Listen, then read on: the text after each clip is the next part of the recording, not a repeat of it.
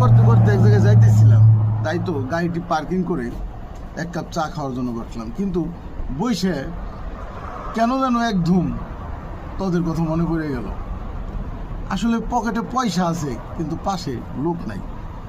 তোরা নাই বন্ধু, কে কোথায় আসোস? দেখ চেয়ারগুলো একদম খালি পড়ে রয়েছে।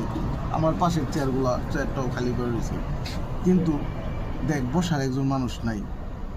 ইচ্ছা করলে কিন্তু বন্ধু এখন বিশ্বের বড় বড় ব্র্যান্ডের কফিও কিন্তু তুই আমি খাইতে পারো, কিন্তু বন্ধু তুই আর আমি যে এক কাপ চা ভাগ করে রেখেছি, সেই আনন্দটা এখন আর লাগে না।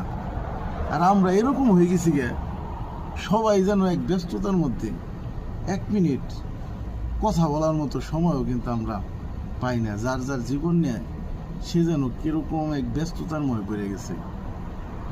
তবু বন্ধু দিন শেষে মনে পড়ে। তবে যাই হোক, যে যেদিকে থাকোস ভালো থাকিস।